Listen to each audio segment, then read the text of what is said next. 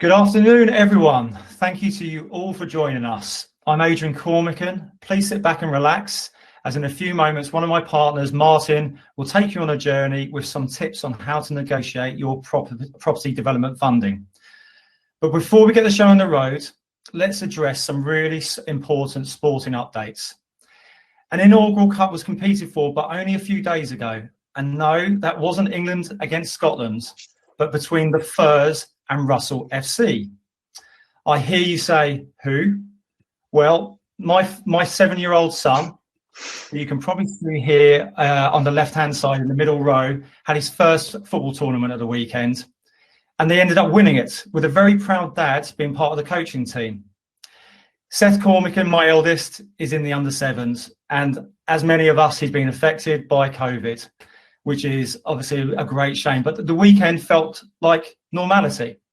Like so many things, COVID has been in the way. The barbecue was firing. There was a small crowd, siblings, parents and grandparents. And there was a semblance of normality. And while you can't quite see the cup, one in the picture on the right, because the organiser, I think, was a bit tight, there is a cup in there, which we had to deal with all the arguments afterwards. One cup, big mistake. We truly hope that one of these webinars will eventually be held in a room with people attending. COVID is, of course, preventing that. I know there's value in rooms and meeting people, and let's face it, the pressure is on us today to deliver, because unfortunately, live events are not quite back yet.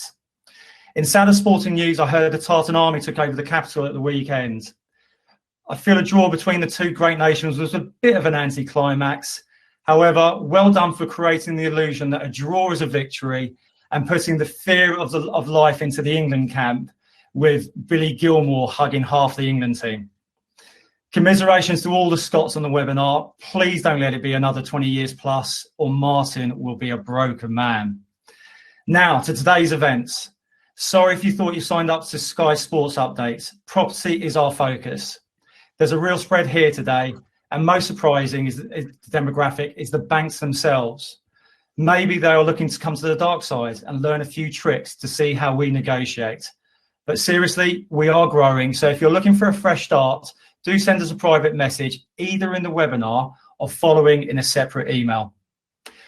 As we prepared for today, our chairman tested us and gave us his honest opinion, asking us why we're giving away trade secrets.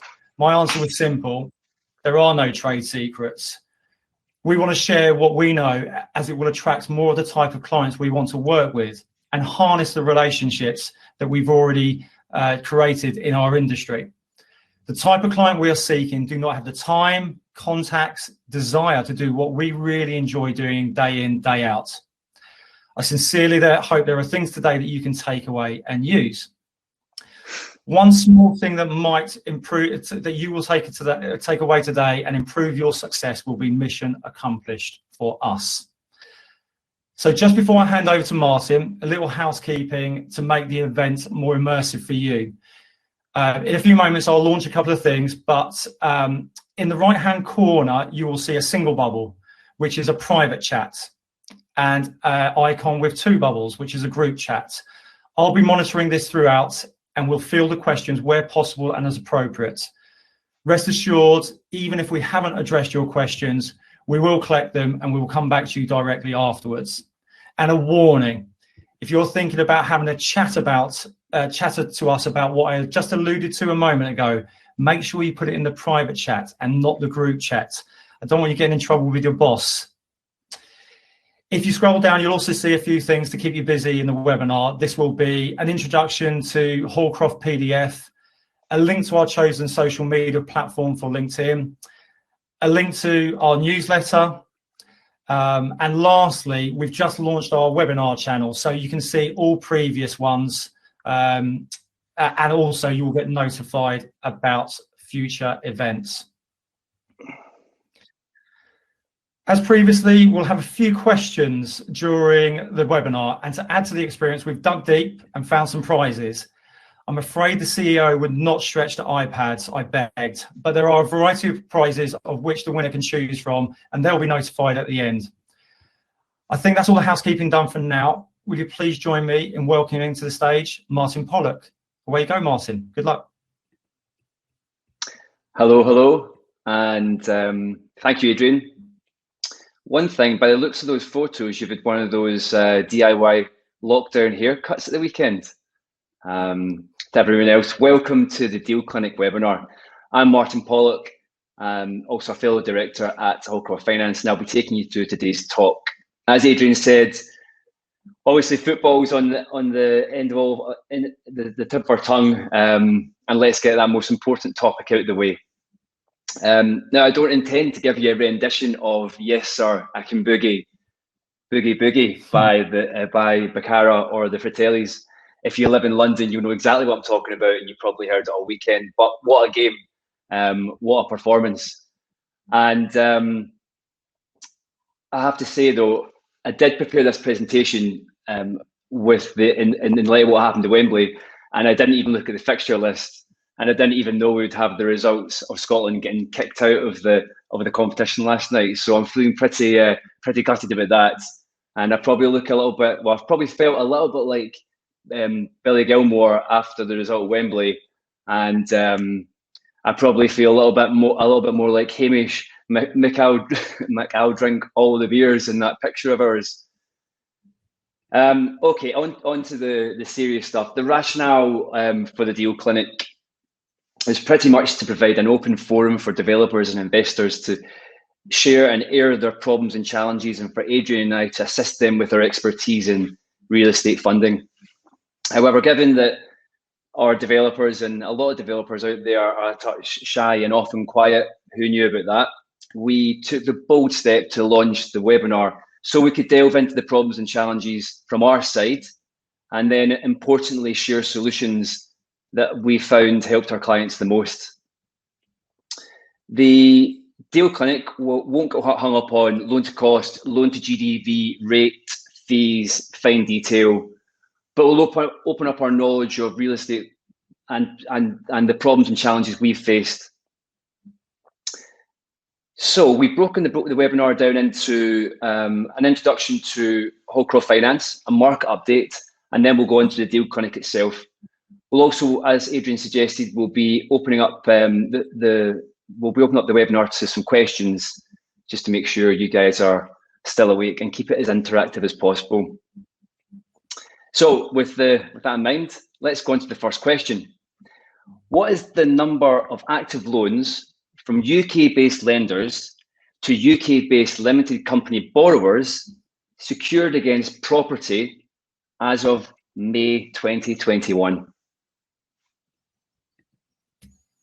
I've just launched a poll. You might have to scroll down. If you've got a slightly small screen, could you answer in the poll rather than in the group chat?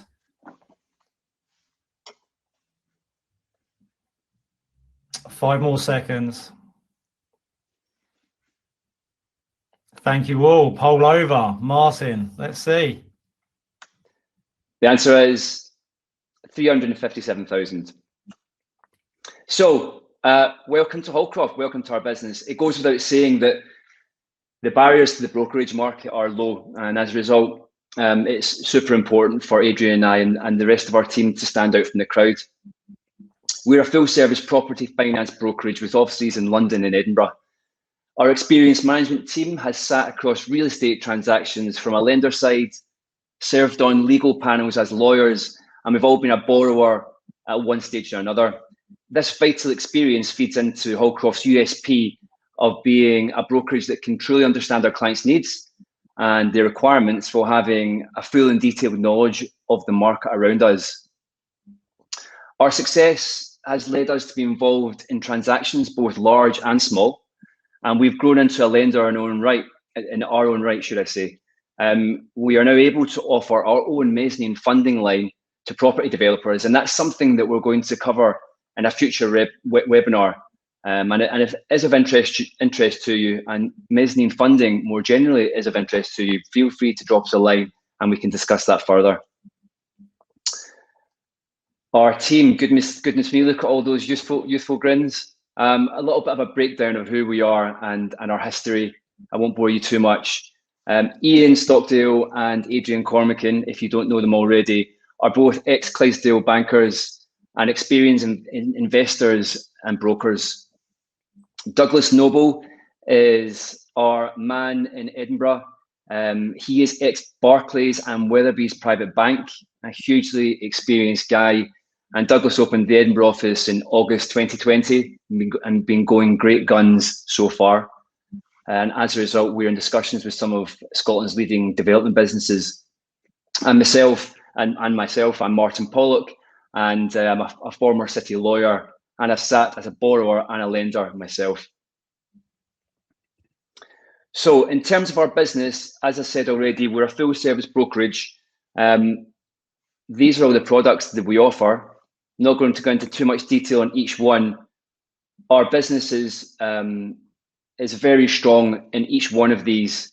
Development finance takes up a lot of this webinar, but we are often drawn into equity raises, funding mezzanine finance, as I've said already, and student accommodation and retirement living is a large part of the portfolio of deals that we handle on a regular basis.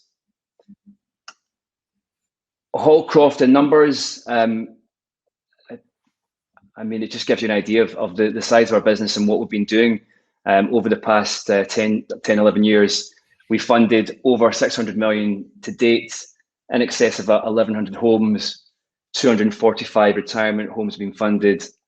And these numbers are actually out of date. They're probably 12 or 11 months out of date. So hopefully we'll get them updated to give you an idea of where we are. Latest news from us.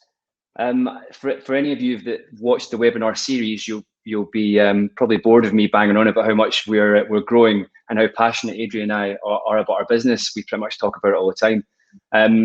Our growth is something that's really exciting us at the moment, and that growth led us into Scotland, and we're looking to expand all over the UK.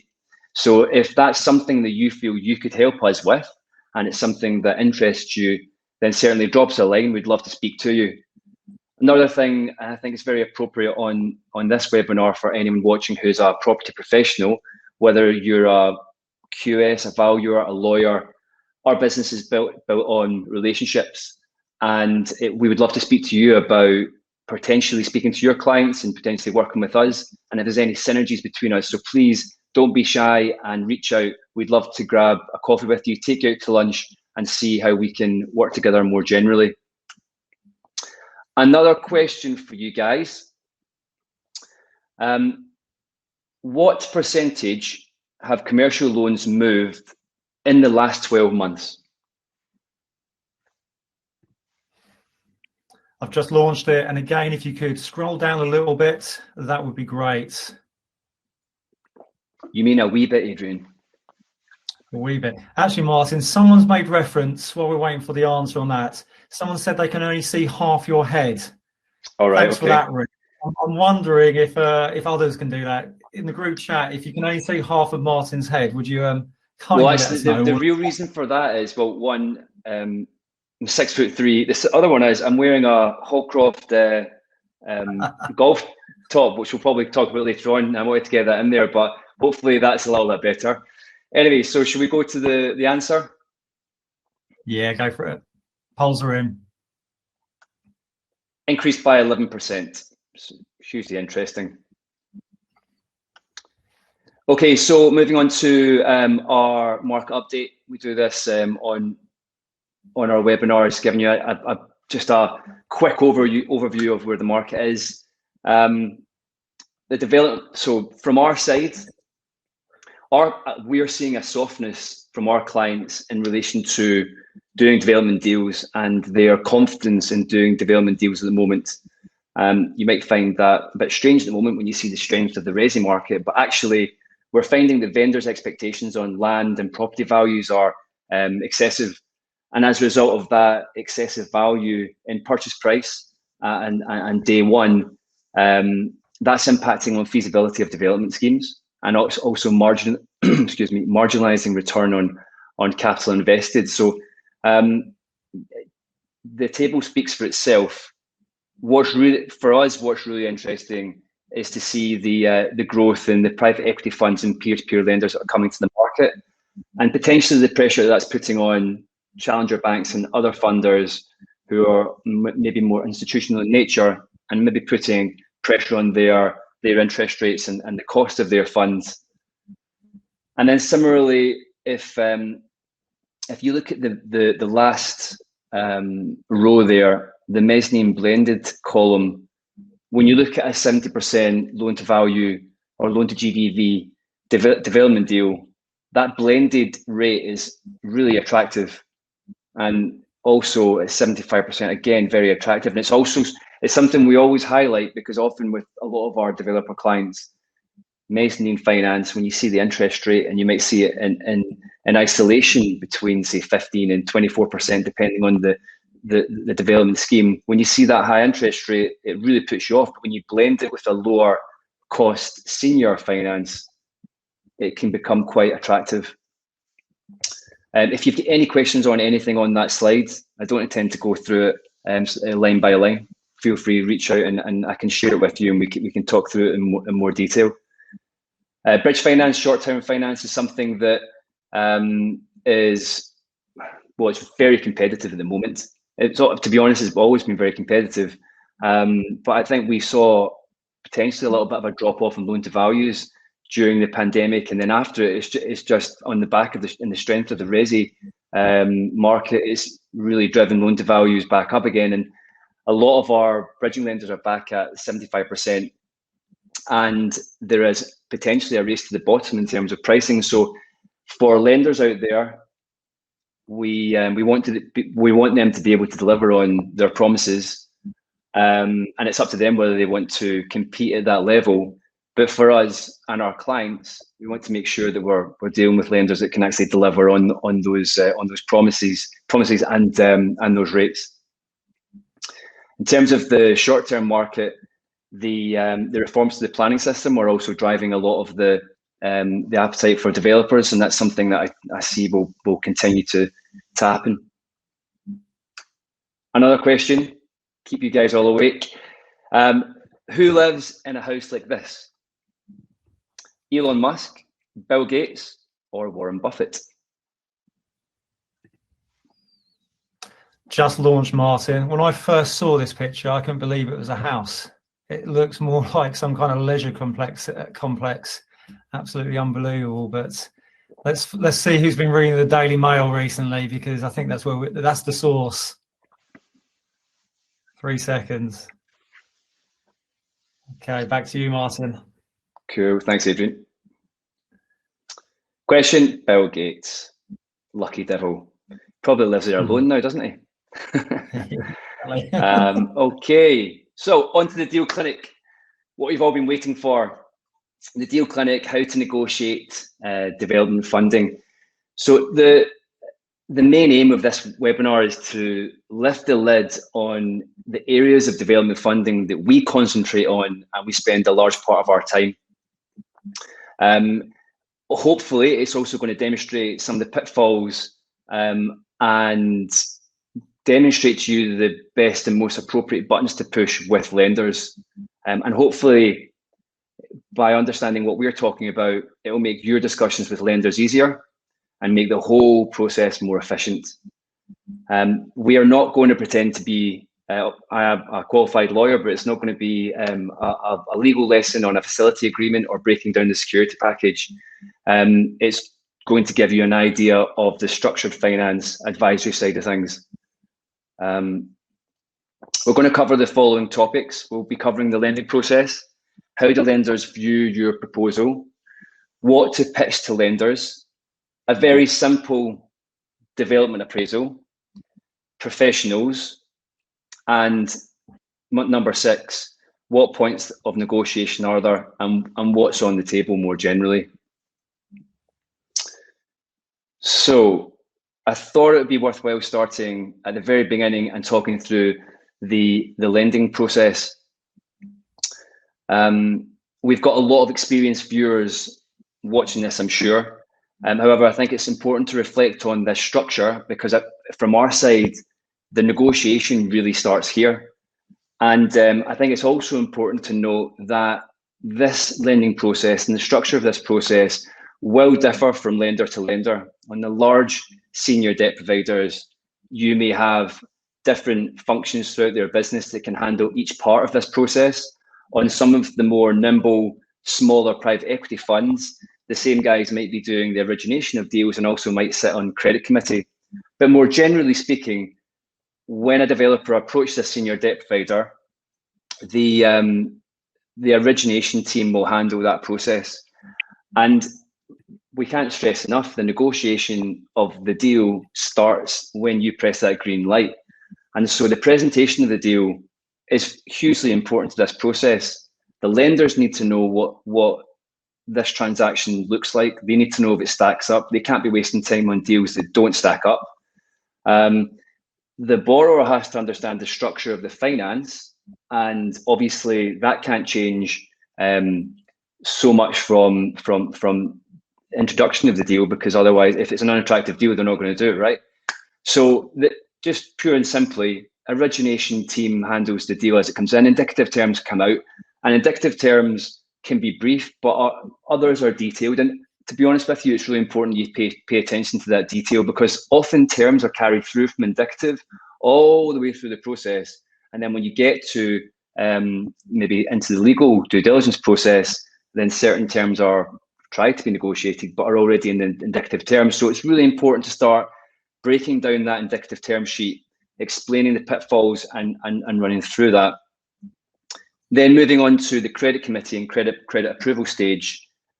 One of the reasons I highlighted this is the process of having a desktop valuation. Now on our larger development schemes, we will always have a desktop from a valuer attached to our presentation or the deal, and when it goes into a senior lender. And pure and simply, that desktop helps with the lender understanding where the value is, substantiating the GDV, really justifying that residual value. And then from the borrower side, developer side, there's almost you're kind of future-proofing the value there. You're getting an understanding of how valuers, or how the senior debt providers, surveyor, valuer is going to appraise that scheme. And if you get a positive outcome from that valuer, then great. If not, you may have to look at the viability of the scheme, the feasibility of the scheme, but it definitely helps. And then just reinforcing the credit approval process, valuation, QS, lawyers, all very important to that process, and then almost to completion and drawdown. During the lending process, from our side, relationships are everything.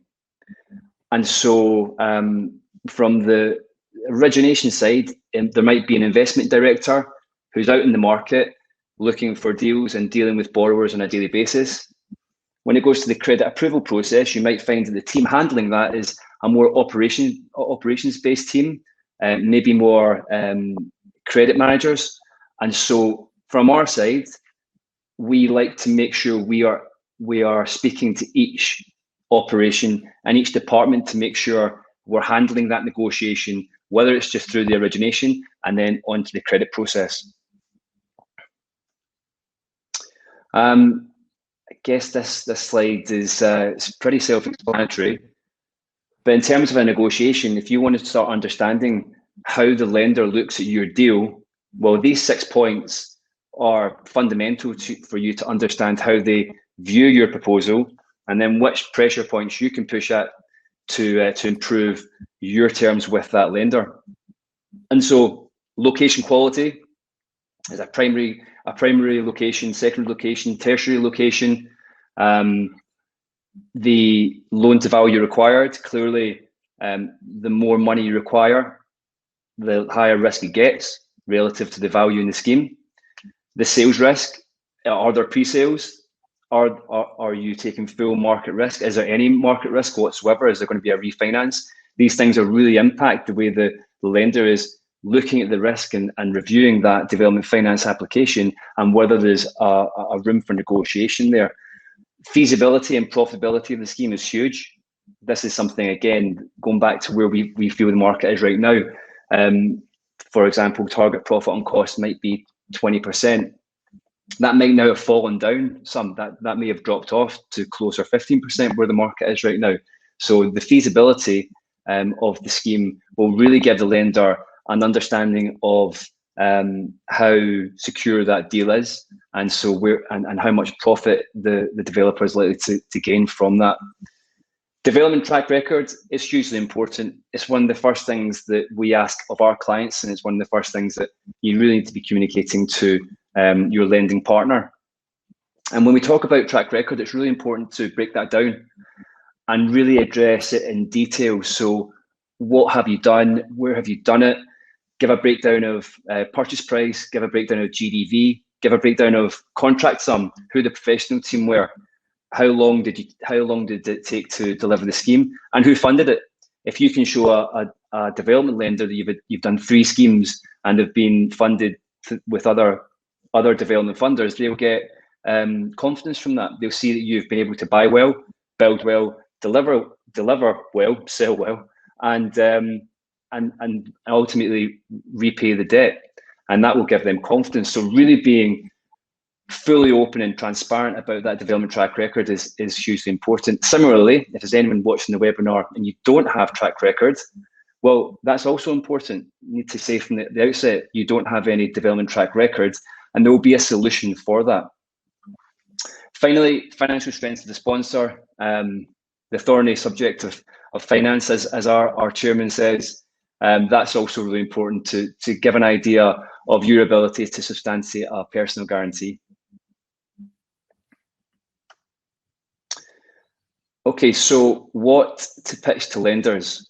Again, this kind of ties into the previous slide on the structure of the deal and the structure and the presentation of it. Maybe not so much in terms of a negotiating point. You're not really going to negotiate over your pitch, but the stronger your pitch is, the better chance you have of having a strong application resulting in a stronger result for you as a borrower. And so again, they are quite self-explanatory, but a proper business plan style presentation, something that we always do for all of our clients. I think it's really important to have a really professional approach to a very serious situation. Clearly, development appraisal has to be in there, which effectively is a profit and loss account for the development. That should include a breakdown of the accommodation to make sure you've broken down your square footage, you've broken down the GDV to give an idea to the lender what you're expecting on the back end sales. And then leading on to that, evidence of GDV has to be attached to that appraisal, because without the evidence of the GDV, the appraisal doesn't really mean too much to that lender who's looking at that deal in isolation. Vetted development costs, including contingency and professional fees, are hugely important. I'll cover that part in some of the slides coming on, but hugely important to break those down. They'll be part of your appraisal, but any idea and any detail you can have in relation to those costs will give your application a stronger start and a better chance at having a stronger negotiating position.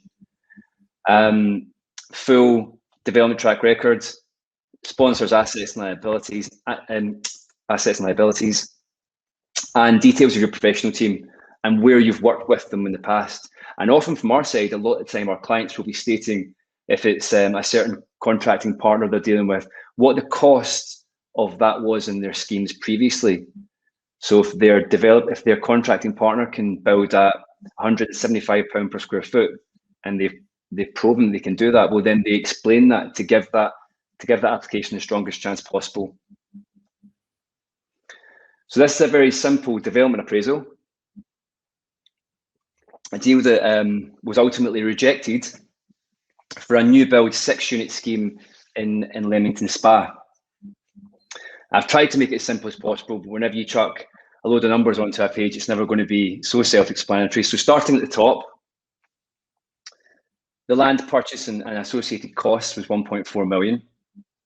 The development cost, including all of the professionals and contingency, was 1.6 million. Finance costs associated with the senior lender were 220,000, and that resulted in a gross development value delivered at 3.8 million. Now, the forecast profit on cost was 20%, a viable scheme, a scheme that in the first instance looked really interesting. And so when we took that appraisal and we completed that appraisal, we thought, right, this is an interesting deal. Let's see how the market would take to this. So the funding requirement was a higher loan to value, maximum 65% loan to GDV, and that resulted in a maximum facility of 2.5 million.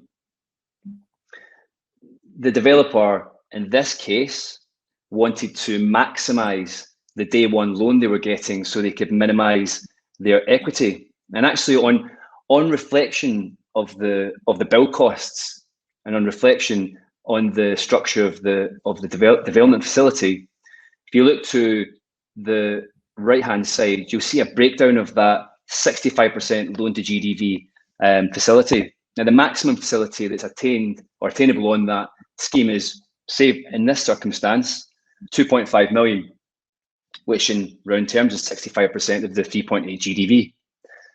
That development facility is broken down into three tranches: your land loan at 750k, your development loan at 1.6 million, and your interest retention account, 150k. In actual fact, what happened in this case is that the development costs, build costs, were 20% lower than the lender's QS thought they should have been. And as a result of that, the build costs were 250k short. Now, the reason why this is important to the negotiation is that this borrower went into this negotiation trying to minimize his equity requirement by pulling down his development costs, and it simply doesn't stack.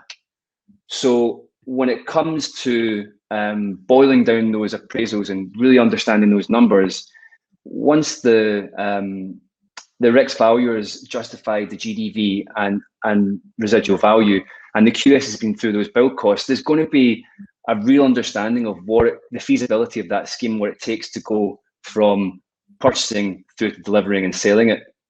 There's not going to be pulling any wool over any eyes. So understand the weaknesses of your development before you go into the discussions with those lenders, because it will come out in the wash, and actually it will probably weaken your negotiating position going forward. This is something we advise to all of our clients, and it's, to be honest with you, I guess, and you could say, well, Martyn, in all of your professional appointments, surely you want good quality across the board. You want a good valuer, you want a good quantitative surveyor, you clearly want a good professional team delivering your development. And that's, of course, but one of the things in negotiating your best development facility is having a really strong lawyer. And the strength of that lawyer is not simply you've heard he's a good lawyer. You want to know that he's been through the mill and through that process of development funding and understands every single part and process that the senior lender is going to ask of them. That's going to save you time, it's going to save you money, and ultimately will give you the best negotiating position. So experience, as I said, is absolutely key. They need to know their way around the development, the documentation. They have to have capacity, and if they don't have capacity, it's going to slow you down. And if the funding process is slowed down, then you may then get into a conflict with the vendor who's maybe giving you 12 weeks to complete on a specific project. So making sure they have capacity is absolutely essential. And then finally, I don't want anyone to overpay for any services, but if you are paying peanuts, you've all heard it, you'll get monkeys. And so you don't want to be overpaying, but make sure you're getting value out of your legal advisors. So finally, what are the points of negotiation, and effectively what's on the table for a negotiation? By the nature of a senior lender providing 90% loan to cost, negotiations can be tough because senior lenders are taking a lot of risk, and that has to be borne in mind. And so to a large extent, if a senior lender is a 75% loan to cost lender, well, they're not going to be lending 90% loan to cost. They won't negotiate on that. That's not something that's on the table. They will position themselves in the market, and that will be their risk assessment of the market, where their investors and where their stakeholders are happy for them to lend their money, much like we are in our mezzanine fund. And so that's not really a point of negotiation. Similarly, when you move down into rates and fees, risk should be commensurate to rate. And so as such, your 75% loan to cost lenders are lower cost than your 90% loan to cost lenders. That said, there are some movement on rates and fees. You can potentially gain 0.5% on an interest rate, potentially. You might be able to shave a little bit on an arrangement fee, but a lot of those negotiations come back to those 6 risk factors that those lenders are looking at. And if you can show you've got fantastic experience, you can buy well, you can build well, and you can deliver well, well, then that lender may be inclined to offer you a better deal. And so demonstrating that to them in the first instance is hugely important so they can get the best deal to you. One pitfall I would watch out for is that you may think, right, I want to get those arrangement fees down, or I want to lose that exit fee. You may find that the senior lender just augments the facility so that the rate increases, but the fees drop down. And so understanding the fee structure and understanding the rates is really important. And that all comes out of your indicative term sheet and then moves through to your credit approval. Security package, always something we talk about almost daily basis. Your senior lenders will be looking for some personal recourse in addition to a corporate fixed guarantee. And in relation to your PGs, you would want to be looking to limit that PG. And in most development facilities that we see, PGs on development facilities will be limited to 25% of the facility. We've seen other facilities from investment funds, and those facilities often carry a 100% guarantee. That's something that you would want to negotiate and straight off the bat. Other parts of the security package are less negotiable, but something, the PG, for example, could be, the personal guarantee could be pulled off of the development funding if it's less than 50% loan to GDP. So that's something to bear in mind. Other points of negotiation. Relative to the facility agreement, so are the funds repayable on demand? Something that's really come into the market over the past 10 years in relation to investment funds. Are those funds in the facility agreement? If there's a certain situation that occurs, can the senior lender ask you to ask those funds to be repaid? In relation to that, also, are there any non-utilisation fees that are payable, or are the funds committed? Also, what is the default rate? And finally, the collateral warranties, are they required? Are they enforceable? And a number of our lending partners don't tend to include them on bill costs less than 2 million. Finally, to wrap up on that, can you redeem on a part repayment basis? Finish on a little testimonial from one of our clients, and I'll hand over to Adrian for our Q&A. Thank you, Martyn. Just tapping away here, answering a few questions that have come in, but I'm hoping you all got something from that. Thanks again, Martyn. That was really good. If you haven't had a question answered, or there's something you want to cover, send us a message and we will answer it. Now, for those of you that are still listening, I was worried about the tech in the background, trying to work out who's answered what questions, who hasn't answered. I've had a great assistance in the background. Thank you, Huda. So the winners of the questions, no one got all 3 questions right, I might add, but the winners are Jason Fudge, Peter Rolfe, and a Nigel Jones. So I hope you're still on. I'll email you afterwards, and you'll have a choice between a Hallcroft shirt, as modelled today by Martyn. You want to give us a little twirl, Martyn? I think you need to make some noise, otherwise you won't go on the screen. Thank you.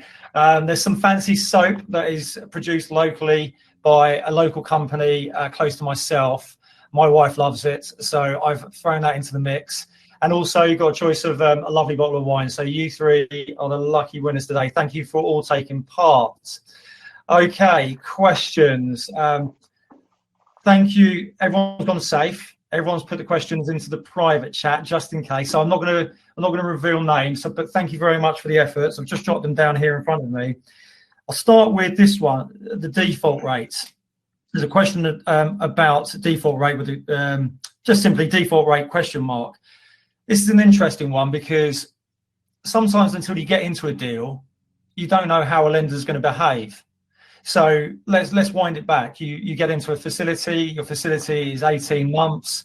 You've committed as a borrower to deliver a product and sell that product in a certain time. How much pressure is going to be on you, and how much of a threat is that default rate? Now, Martyn alluded to during the presentation some funds. Now, they will possibly, not definitely, have a very different outlook on how they will behave with a default rate. They are driven by different shareholders, driven by different metrics. But what we say mostly to our clients is, if you put an A lender, of course your background needs to balance with that as well. You won't be affected by default rates. That default rate there is a worst case scenario, and you won't have that as a threat hanging over you. Of course, it's in the facility letter. It can't be removed from the facility letter because they're lenders and they're not going to remove it. But you have to have an element of faith. And I think in the main with our clients, racking my brains here trying to think if anyone's really, really misbehaved. I think generally it's a relationship thing. It works both ways. If you as a borrower are going to misbehave, you're going to miscommunicate, then why wouldn't you be at threat of going into the default rate? If you're going to communicate, you're going to try and do everything to fulfill what you said you would fulfill on day one. Of course, it's never going to work out. There's always going to be problems. There's going to be cost overruns. There's going to be time delays. But in the main, I think the default rate is not a point of negotiation. It's more be aware of who you're getting into bed with. I think it's a couple of points on that. Yeah, I mean, first and foremost, in terms of the default rate, if you've got a good lawyer, your lawyer should be explaining to you, look, you've got a facility agreement here, the default rate is X. If that default rate is high, then you want your lawyer to be pointing that out. If he's inexperienced, then he might not know what the default rate should be. Now, obviously, you go into the facility agreement and you don't want to default, but there can be any number of things that happen during the development which result in some sort of default. And so it's really important for you to know what is market rate, what is acceptable, and what's unacceptable. And further to that, and just to pick up on what Adrian was saying there, really it comes down to the quality of lender. You've got high quality of lender in the market, and you've got low quality of lender in the market. The lower quality or the lower caliber lenders sometimes have abhorrent default rates in there, which are arguably unenforceable, completely unfair, but they're still in a contract that you sign. And so, I would just add that you want to be aiming and targeting the highest caliber of lender. Reputations are everything, but you want to know what the market rate for default is, and you don't want to be signing up to anything that has 20%. We've seen 24% default rates in facility agreements. Scary figures. So understand what the market is saying, and you'll put yourself in the best position. Great.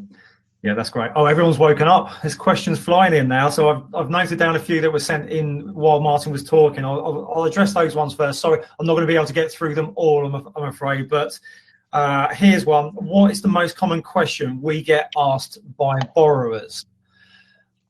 I will throw into that to start off with, who's lending?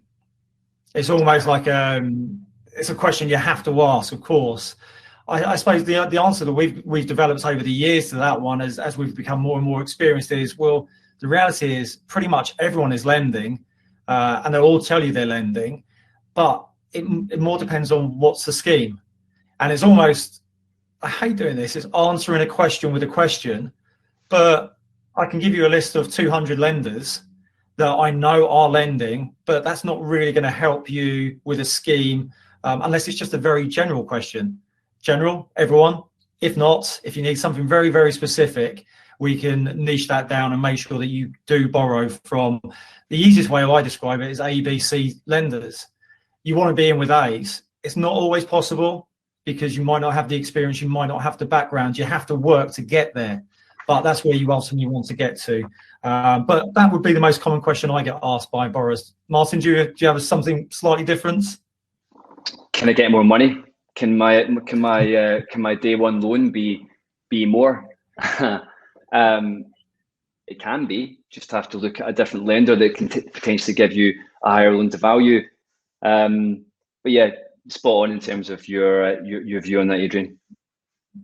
Very good. I've got another one here. This is an interesting one. This is one that could go any way. We could take this many different ways. What are your views on prime London developments? What will prime London development look like in the future? Are you seeing a drop in demand? And will the city ever be the same again post-lockdown? So there's quite a few questions in there, but I suppose I'll declare my cards in terms of coming into central London. It's only just started again where we're all having to adapt to another hybrid life of coming back into town, which both we at Hallcroft we are trying to do.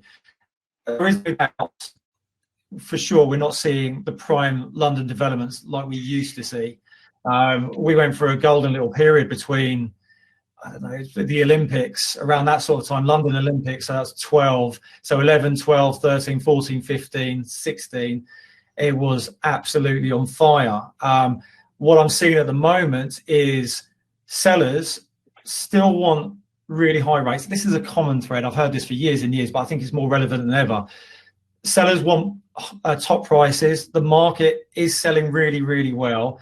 And while people don't have to sell, they'll sit on their hands while they wait for a price. So we're definitely not seeing the value. And of course, developers now, even though we're seeing a very hot market at the moment with regards to sales right now, we're still in a situation where when you look at a deal, you can't just assume a very, very short sales period. In fact, it's more sensible to go with a long sales period because who knows what's going to happen. And when you do that, obviously it affects your residual value and what you can offer for the site. When you offer the price that you're offering, it's obviously not up to the expectations of the seller as well. So prime central London, definitely not seeing what we wanted to see. We're seeing recoveries in, I read a good piece about New York, really on the road to recovery today. We've obviously all seen prime central London dip.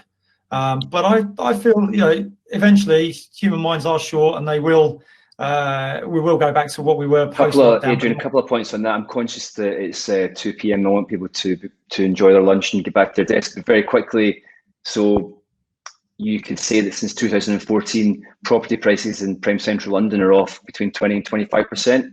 So a lot of investors are looking at prime central London as, is this an investment opportunity? Currently, feasibility of projects doesn't stack up and doesn't support that.